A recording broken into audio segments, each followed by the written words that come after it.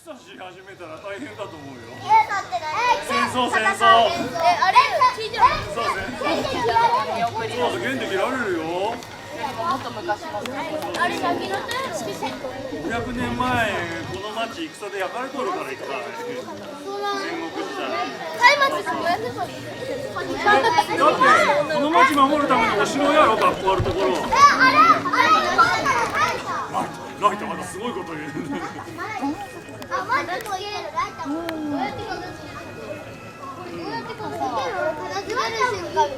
トもいい。デザインしようね。大事な宝物やからね、町にね。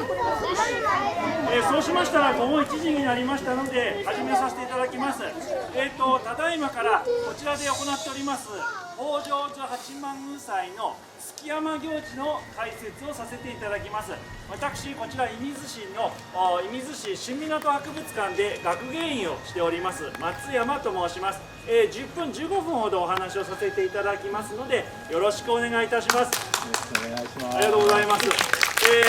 こうやって話をする、これで今年で10年目になります。毎年ここでお話をさせていただいておりますので、今年10回目を迎えさせていただいております。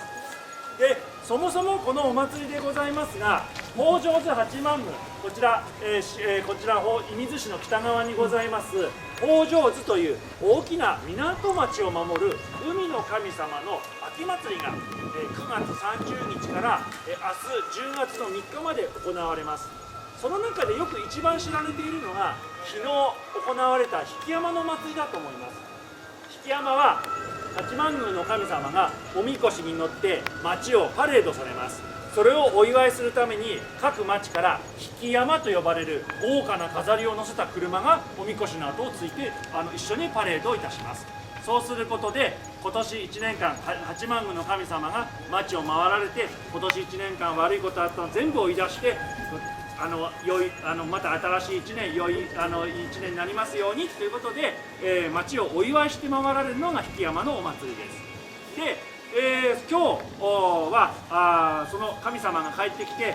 町を回ってこられた神様が帰ってこられて、今日秋のお祭りということで、皆さんからいっぱい今年のできたお米とかたくさん取れたお魚をいっぱいいただかれて、また今年1年この町を守りますよということをこの地区の町の人たちがお願いをされ、神様もそれを約束されるのが今日午前中にお祭りが行われました。それでその中で、引山と合わせて築山という行事が行われています。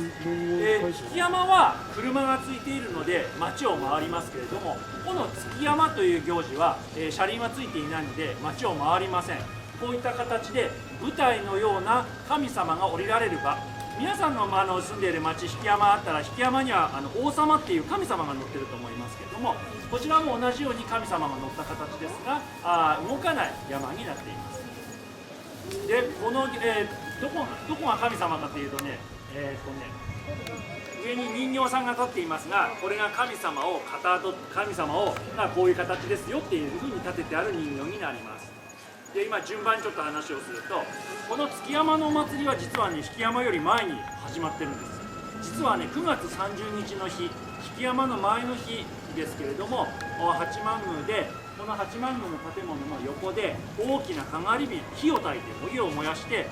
神様をお迎えします。どんな神様を迎えるかというと、海の向こうに住んでいるとされているこの町の住んでいる人たちのご先祖様の魂を迎えるとされています。で海から来られるご先祖様の神様ですので、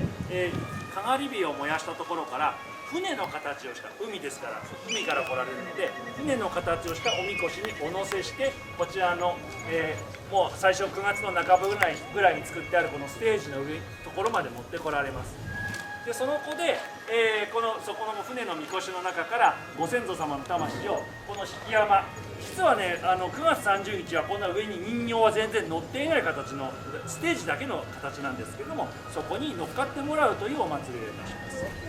それで9月30日の日、ご先祖様もやってきました。10月1日引山のお祭りです。今この町に生きている私たちと町に住んでいたご先祖様が一緒に引山を楽しまれるというのが昨日行われた引山のお祭りになります。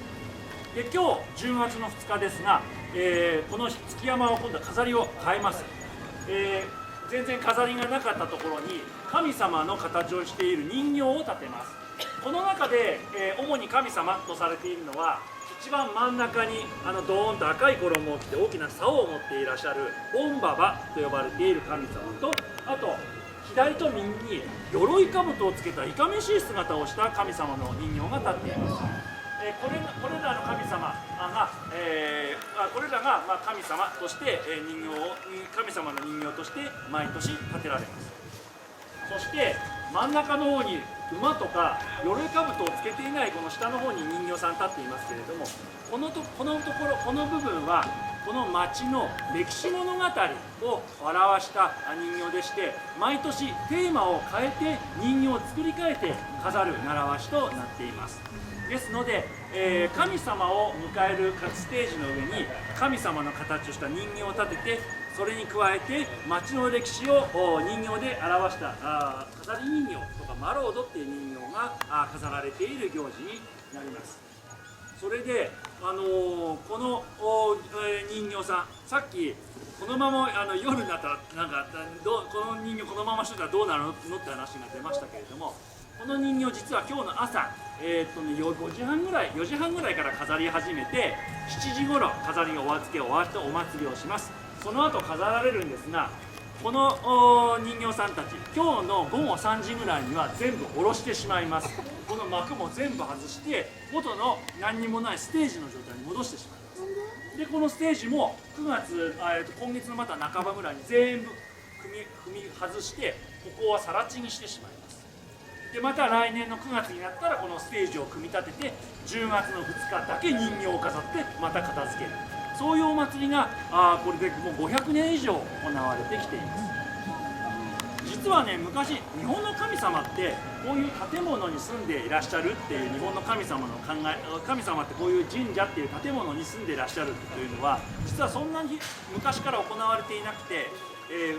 すごい古い時代は神様はお祭りの日だけお祭りをする場所に降りてきてもらって、終わったら帰ってもらうというお祭りをしていました。そうした古い神様のお祭りの行事がここには残っているとされています。ですので、この月山、今皆さん見てますけど、あと 2,3 時間したらこの姿はなくなります。もう1年に1回だけ、たった8時間だけこういった形で、歴史物語や神々がこの場所に現れられるという祭りになっています。で真ん中の歴史物語ですけれども、昔は、日本の教科書とかに出てくる歴史の物語とかも取り上げていたそうですが、今から30年ほど前から地元この北条津新湊の地区の歴史物語を取り上げた人形を作るようになっております。この真ん中の方にね、この歴史物語の人形を飾るようになったのは今から200年ほど前と言われております。その頃の月山って神様の人形を飾ってあるけど、ここがステージみたいになっていました。町の人たちは思いました。これは舞台みたいなものだし、ステージみたいに見えるけど、あそこの真ん中がポカーンと開いているのは寂しいな、じゃあ何かしようと考えまして、いろいろ考えた中で踊りをしようとか音楽を発表しようとか思ったんかもしれないんですが、この町の人たちは、皆さんがよく知っている物語を人形の形にして飾っておくことを考えました。そのためにわざわざ人形の首とか面とかを作って、この八幡宮に奉納した収めた記録が残っています。で今年の歴史物語ですが、皆さんが通っている北条津小学校というところに昔お城があったのを知っていますか？グラウンドの下に北条津城というお城がありました。実はね、グラウンドの真ん中にね、今から800年前に作られたお城があるんですよ、北条津城って。1.5 メートルぐらい掘るとね、多分ね、内側の水面より低いから、ね、水が出てくる。だから掘らないでねちょっと危ないかもしれない、それは。で、その北条津城に住んでいたお殿様、神保長信という人がこの中の真ん中に座っている黄色の服の衣の人になります。今から500年前、この北条津城の城主でありました神保長信という人は、この港町北条津を治めていました。でこの北条津という港町は日本海側を行き来する大きな船がほとんど出入りするというとっても大きな港町だったので、大きなお金を持つお金持ちのお殿様でした。でこのお殿様、を頼ってやってきた人もおります。右側に高い冠をかぶっている長い冠、茶色の衣を着ている足利義輝という人です。この人は今から500年前、日本の国を治めていた武士の一番偉い武士の中でも一番偉い将軍という役をしていた人です。でこの将軍さん、京都、当時都は京都にありましたけれども、この京都で政治を行っていたんですが、仕えている大名、お殿さん、他の殿様たちとちょっと仲違いを喧嘩をいたしまして、この北条津にやってきて5年間北条津城の近くでお住まいになりました。全国の武士で一番偉い将軍が北条津に住んどった。この神保のお殿様のちょっと関係があるからということで来て5年間住んでおられました。で全国の武士で一番偉い将軍が来ているので、全国の武士たち、この北条津に挨拶に来ることもありました。そうした中で来た人がこ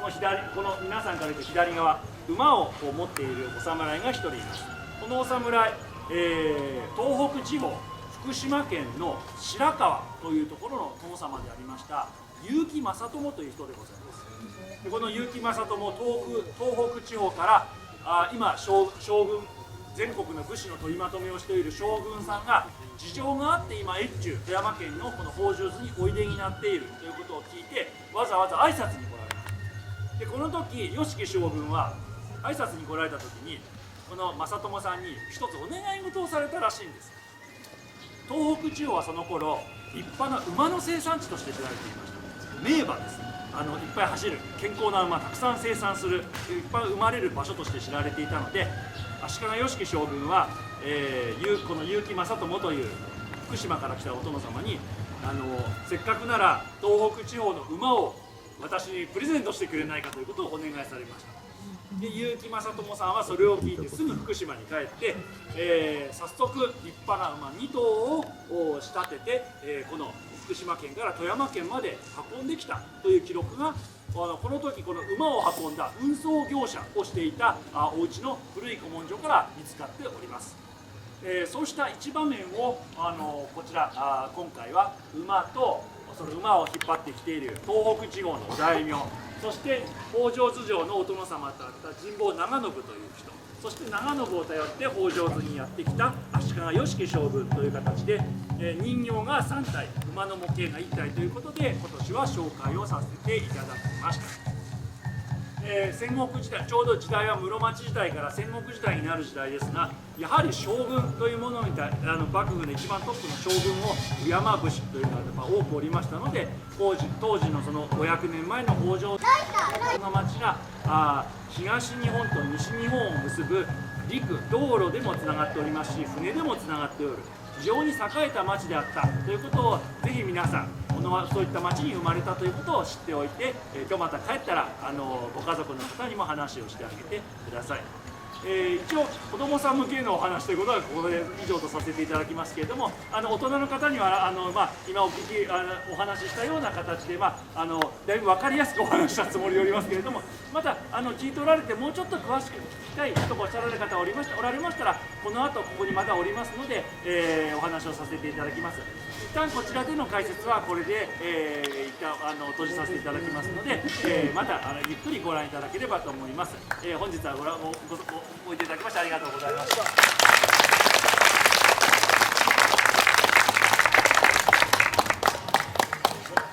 子供さんたちから質問ありますか？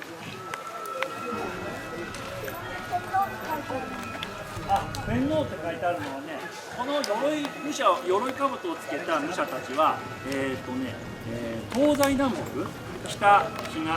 南、東、西をそれぞれ守ると古くから信じられている神様の名前が書いてあります。その名前が東木天皇、増長天皇の名前で旗として分かるように書いてあります。旗がないと正直並べるときにどこに並べるだっけとかいう話もあってついてるのもあると思います。あといらっしゃいますか？小学生の皆さんで聞きたいことある方、先お聞きしますよ。ちなみにさっき言ったように今日中に片付けないと合戦をして大騒ぎになりますので、今日夕方3時には片付けられます。合戦に戦見たことないけどね、なんか聞いたらね、なんか屋根裏でドタバタしてたとこいう話をなんか言い伝えであるらしいので噂じゃなんか実際にあったって話を聞いていますのでいや怖い怖い怖い怖い。すごい大騒ぎになってしまうから。大騒ぎになってしまう。一応ね、日が沈む前までには全部片付けるってことなんで、準備からすると、で今日ね、雨降るかもしれないって言ったので、3時ぐらいから今日はされるそうです。普段は4時ぐらいから片付けられると聞いています。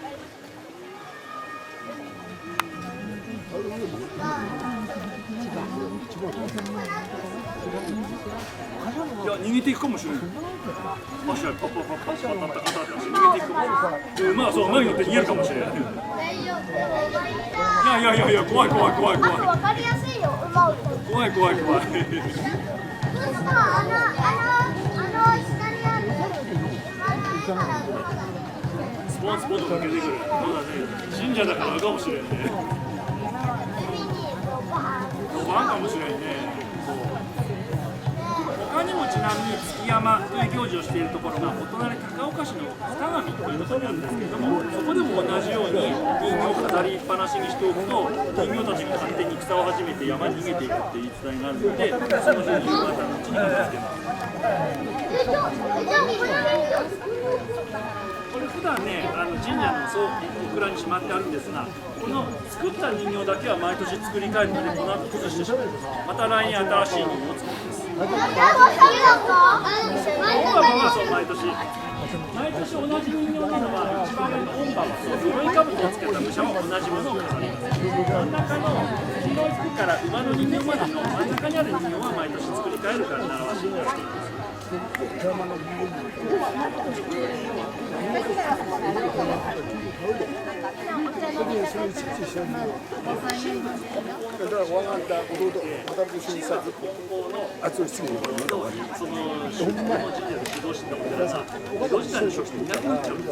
それでもまだずっと守り受け継がれたので、少なくとも江戸時代より前、戦国には行われている。あと明治時代も室町時代も使われているので、少なくとも500年以上行われている行事だろうと言われています。そうですね、もっと大きな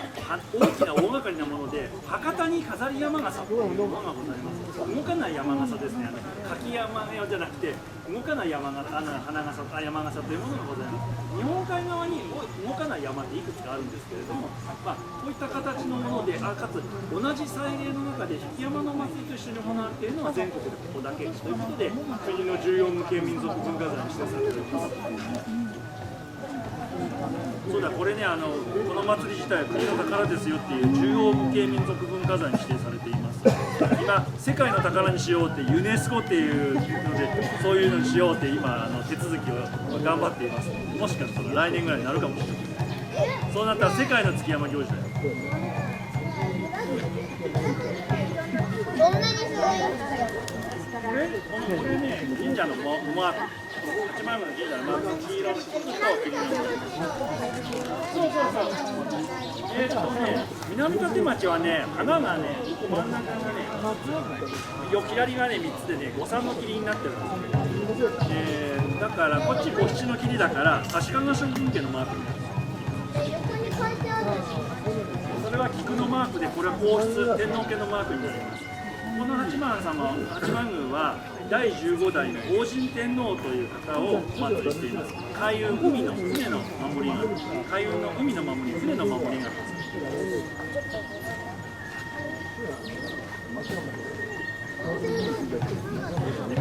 馬ね、お供え物じゃないかっていうことです。生きた馬備えられないから絵に描いて備えとこう。そういう意味があるんじゃないか。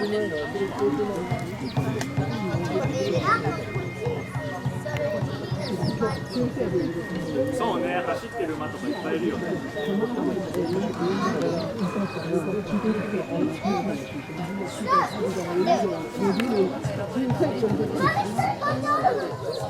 わ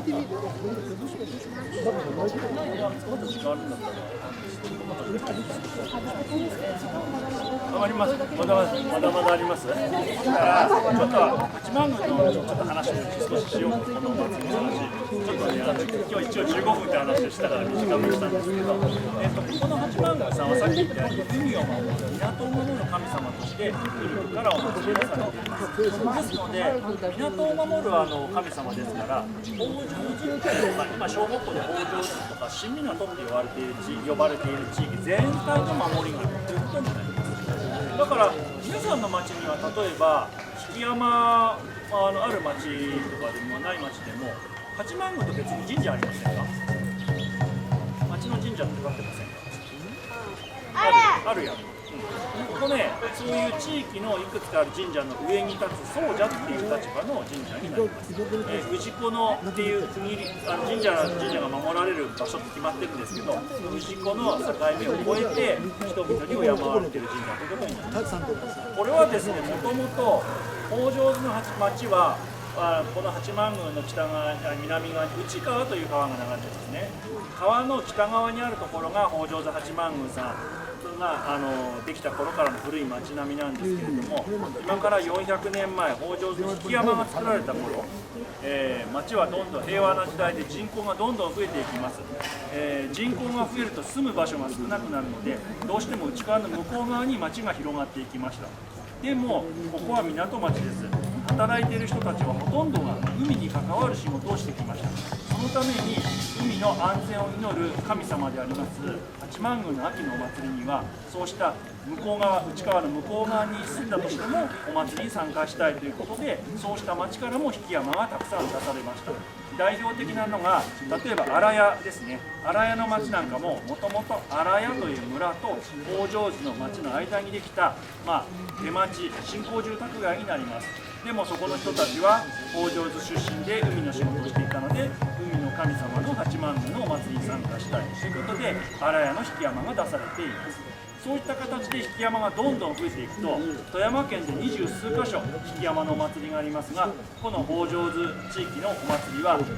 では引山が13本13基出ます。これは全国というか富山県の引山のお祭りの中では一番たくさんの数になっています。そうしたところからもこの八幡宮さん、広い範囲の人々が出た町、お宮さんということになります。でこのお宮さん、建物もとても大きいですよね。皆さんちょっと拝殿、この建物見えるようにちょっと向き変えてもらえますか。こちらの建物は今から160年ほど前に作り直されたものです。作った原因は火事です。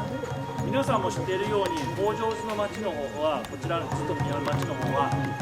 細長い家がずらっと並んでいるので、例えば火事が起きるとあっという間に大きな火事に広がっていきます。今みたいに消防車がある時代ではありません。火が一旦出ると風が強くなって一気に燃え広がりました。今から170年ほど前、江戸時代の終わりですが、そういった形でそういったことでこの八幡宮の周辺が大火事で燃えて八幡宮も焼けてしまったんですね。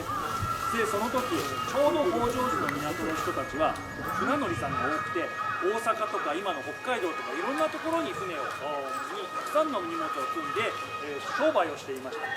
北前線交易といいます。その商売とっても儲かりましたので、町の人たちが儲かったお金を集めて、それで、神社の再建をすぐしようといたしました。ただ神社の規模が大きすぎるもので、まず町の人たちは、火事になって燃えてしまった八幡宮の再建から何から取り掛かったかというと、一番最初に火事で燃えてしまったもので作り直したのはこの築山です。この築山のお祭りというのがこの八幡宮のお祭りにとってとっても大事にされてきたということが分かります。今も一部その時作られた部分が少し残っていると言われています。でその後何年もかけてこの建物を建て直すんですけれども、まずこれだけの建物を建てるだけの大きな木が富山県に当時ありませんでした。北条寺の人たちはこの北条寺で射水平野で作ったお米をたくさん積んで、それを大阪の港に行って大阪で売って、空になった船に和歌山県、大阪の南にある和歌山県で取れた大きな材木をたくさん積んでここに持って帰ってきて、この建物を建てました。この神社の建物の部材は全部和歌山県産紀州材と言われています。そして他にも富山県はあまり硬い石が取れませんでしたので、そういった石も瀬戸内海、現在の瀬戸内の方のたくさんいい石がありましたので、それをたくさん大阪で米を売った後、それを積んできてまた持って帰ってきて使いました。それが今皆さんあちら右手の方に神社をぐるっと取り囲んでいる白い石で作った玉垣と呼ばれている石の垣根があります。あれが、大阪から北条図の船乗りたちが持って帰ってきた石で作られています。そういった形で、船で多くのものが運ばれてこの神社建て直されました。明治時代、ですから江戸時代、ちょんまげつけていた最後の時代であります江戸時代より前に富山県で作られた神社の建物としては、この建物が富山県で一番大きな建物になります。作ったのも地元の大工さんたち、神社を作る専門の大工さんたちが作っておりますので、そういった大工さんたちどちらかというとお寺を作る仕事の方を盛んにしておりましたので、お寺風の作りになっております。で実はね、富山県の神社の作りって、ちょっと他の県と違っていて、雪が降ってもお参りができるようにっていうことで、屋根を少し前の方に出して階段のところ土足で上がれるようになっています。よそ行ったらね、階段のところ土足で上がれないことも多いんですけども、富山県は上に上がって拝むことができるような作りになります。で、この建物を作るにもお金をかけましたし、あと町の人たちは競って自分の町からこういうものを奉納して神社を賑やかにしたいということで、例えば今帰ってきた時に大きな鳥居っていう門がありましたでしょ。あれも、漁師さんたちがいっぱいお金を出したり、立派な鳥居を出したら、それを見ていた隣の町が、じゃあ俺たちは狛犬だって言って、あそこに大きな狛犬、2メートルぐらいの高さの大きな木の狛犬、それも170年前に地元の人たちでお金を集めて競い合ってどんどん賑やかにしていきました。そうした形で、町の人たちから厚く信仰されていました。どうして信仰されていたかというのは、さっき言ったように海の神様ということがあるんですが、今例えば皆さんのご家族の中で船に関わる仕事をしていらっしゃる方いますが、そういった方たちって船を動かす時に多分今機械を使って、例えば今船が海のどこにいるかとかを調べて動かすことができ、安全な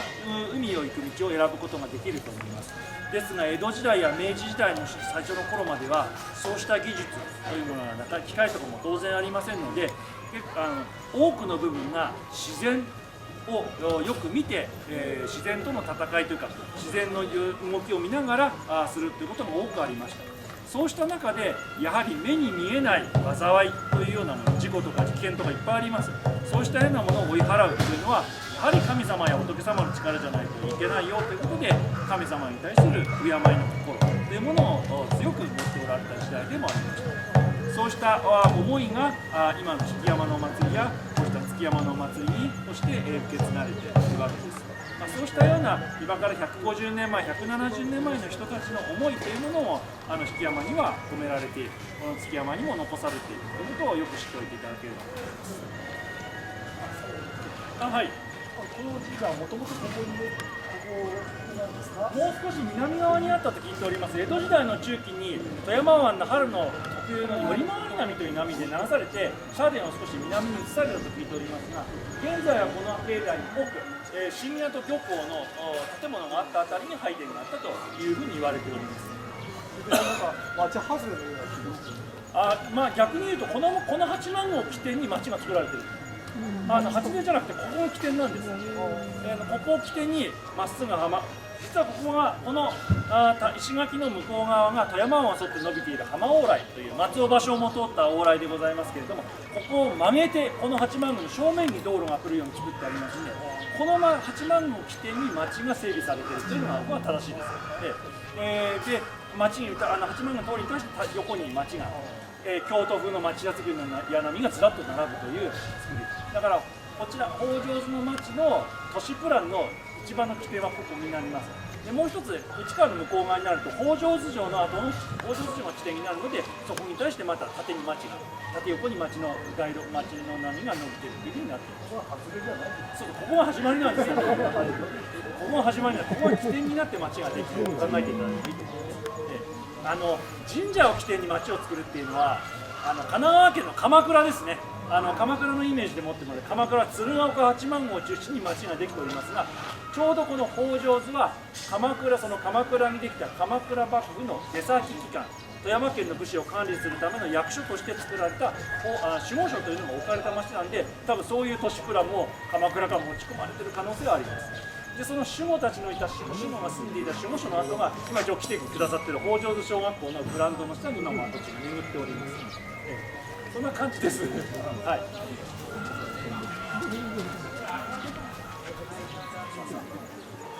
大体そんなところかな。